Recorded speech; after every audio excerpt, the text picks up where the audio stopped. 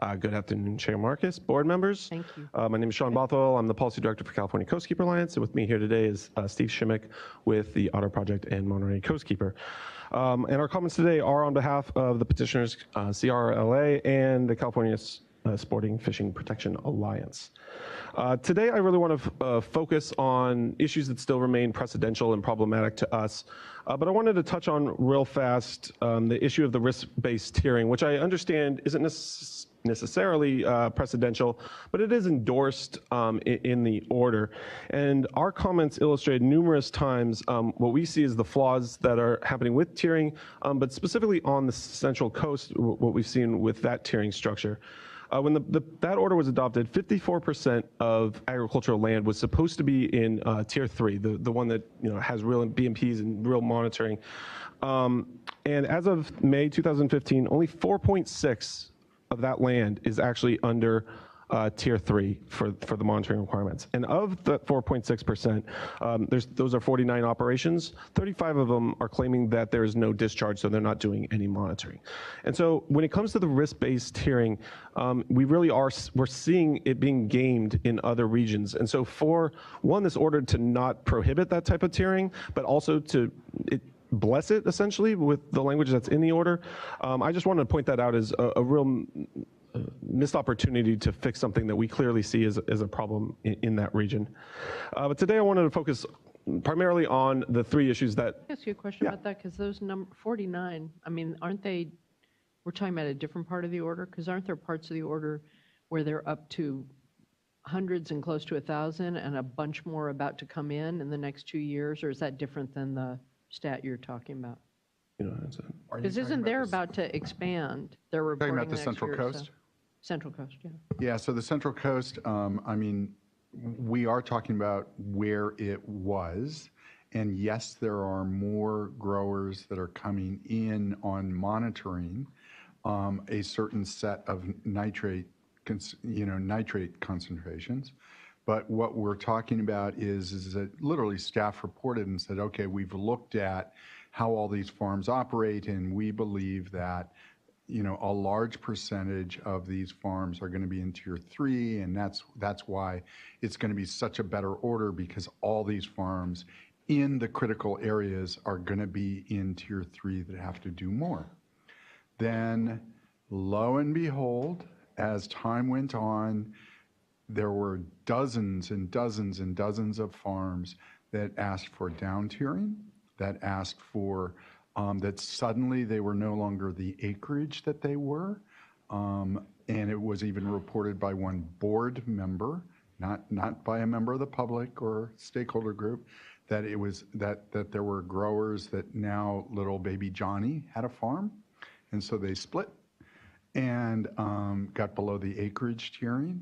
And then now the latest thing is that, not the latest, it's been going on for the 5 years that the order existed, growers claiming that they have no discharge, and because they are, landlocked per se with no really good access to check that out, they are claiming that they have no discharge, therefore not covered by the order. So, okay, so I understand that then. So the point you're making is a concern with allowing tiering because of what you see potentially happening. Okay, I get it. I just didn't quite understand. Thank you. Now I understand the argument now. So going to the first issue that we see as precedential and problematic, a lot of people have been touching on this, and we've certainly been saying it throughout our comments that we think keeping anonymous data is illegal. The State Water Board at one point did agree that anonymizing reporting was problematic. And the Brown Act, states very clearly that it's really the intent of California that data be transparent so that the public knows what's going on. And I'll just say for the water keepers, hiding data from the public is just antithetical to our values and to the fundamental underpinnings of Clean Water Act laws. And so for us, allowing data to not be transparent is just something we just can't trade away. I wanted to address a couple things in the order that are new. justifying the order in the anonymous reporting by comparing the agricultural program to our stormwater program, which is something I've been rattling around with, given our background in stormwater issues. The new order, and I'll quote this, quotes, "We note that even under a mature regulatory program like the industrial stormwater program, the dischargers are required to collect and maintain more data than they are required to report to the water boards," kind of justifying why it's okay that not all data be open to the public. And I'll just say for the industrial program, very clearly the data that's necessary to determine whether permittees are in compliance with the permit and being held accountable for water quality standards is available via the SMARTS data. Like we very much have access to that. And the stuff that I think the order is discussing is PRA-able, where we can know exactly every detail that's provided to the water board in connection with the actual permittee that's submitting the data. So I don't see the analogy necessarily to the industrial program. There's a second provision that I wanted to quote, "Many growers have varying levels of business sophistication, limited experience with regulatory programs, and a reluctance to disclose data that they have never before disclosed to the public." And I'm really having a hard time differentiating what the difference between that is and some of our industrial permittees. I mean, if you look at the mom and pop auto dismantler, I wouldn't say that they're any more sophisticated in business than a grower. And in fact, I think to rip apart a car, it takes a lot more business sophistication to grow crops out in nature rather than to rip apart a car or anyone else that's under the industrial permit. And just like growers, I mean, there's thousands of industrial permittees.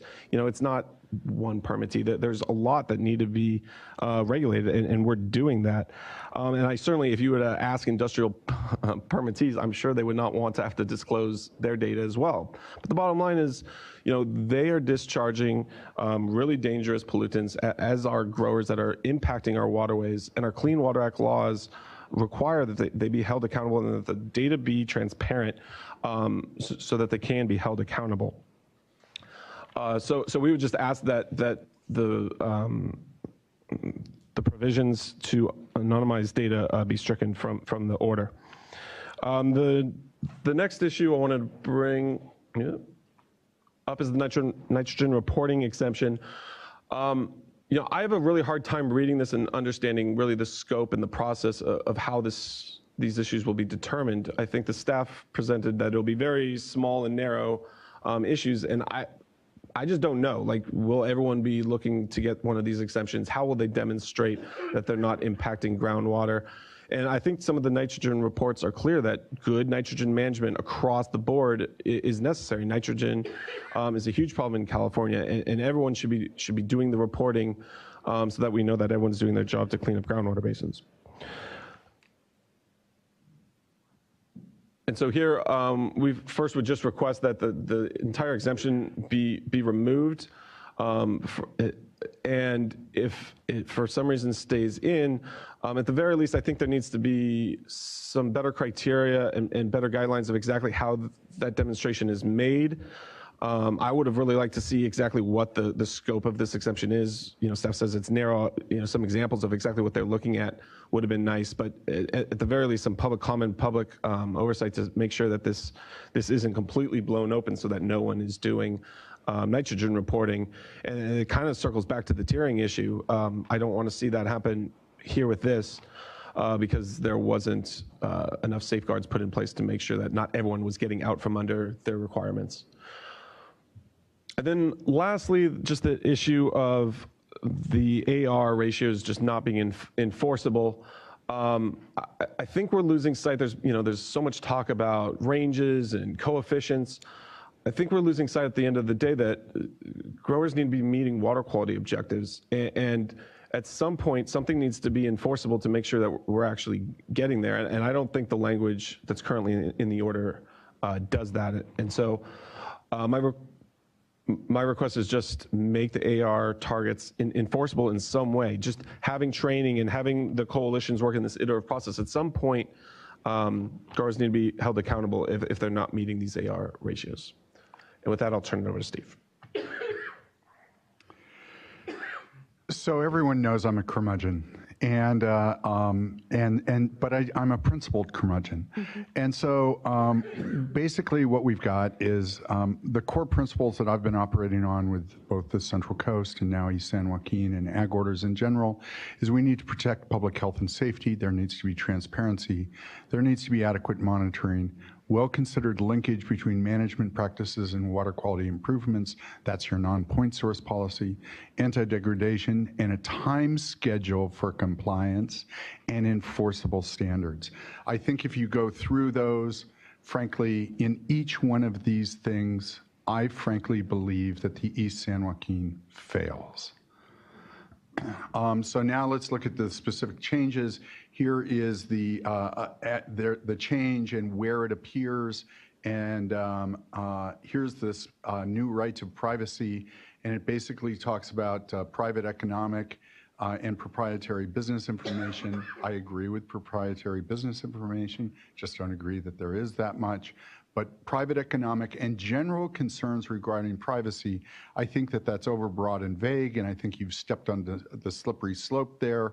And all of a sudden, I think that you could say, in other words, I actually think that you are inferring a right of privacy, where frankly, what I believe is that that is counter to what is in the water code. Yeah, I see that. I don't see that or think that's the intent. That gets to the questions. I think it's just a factor in trying to figure out what's going to make, again, I'm not going to argue with you about it. I think this stuff is hard, as you can hear. I don't think there's a perfect answer. It's just a question of where you think you're going to make progress faster at this stage in the development of a program. That's all. Reasonable minds can differ, but I don't think there's any attempt to confer some new right. It's just an acknowledgement of concerns and behavior. And I think that we went how many years without this addition? This appeared in change sheet 1. And so my request is that you simply revert to the second draft. The next change is the calculation of annual and multi-year AR. And then there's this whole thing about, okay, now there's going to be all this process. And so what my fear is that because of all this process, you're going to end up with something that is incredibly complicated. And the AR is actually explained in footnotes. It says in footnote 6, I've confirmed with staff that you're actually referring to 7, which is very, very, very complicated. And so either remove the precedent entirely, which frankly I doubt if you'll do, but secondly, add a clarification. And this is one of my actual really base concerns with some of the things that this board and regional boards consistently do. You invent new science, which might be great. In other words, the concept might be great, but then you don't project ahead and say, but it might not work. And therefore, if it might not work, we need to move ahead with the best available science. And so that's what I'm trying to interject here, is that you need to move ahead with the best available science. The next change is the A&R coefficients, and the regional boards must approve the values. And this has the same thing of best available science. We believe that there could be endless debate over the ARs because you have to go through this public process. Then the board will make a decision. That decision will be petitionable, I would assume, and could in fact go to court, which leads into years of delay in actually being able to deal with the outliers. And so again, what I am saying is bring in the concept. So this is my friendly addition that I hope you will consider, that it basically says, look, it's not the intent of the state board to delay, going after the outliers at the appropriate time. In the event that AR values or coefficients are not available when required, we can use best available science. Give the regional boards that ability. Best available science and inclusion of that phrase is so, so important. Another potential thing is that, and I think we've covered this, I talked with staff, this is dealt with. Oh no, this one is not. And this is that the finding of surface water quality is somehow you're pitching that to, well, we no longer know whether or not it's insufficient or not, so we're going to punt this issue. I don't know. I believe you do know that that surface water monitoring program of the East San Joaquin is insufficient. And you said it again for months, if not years. And then suddenly in a draft, you say, well, we're no longer saying that. And so I'm saying, again, revert to the original safe draft, second draft, which would look like this, having now carefully reviewed the particular surface water monitoring framework established in the Eastern San Joaquin agricultural general DRs, we cannot find that it is, in fact, of sufficient density spatially and temporally to identify general locations of possible pollution. That is as it was, and that statement is true.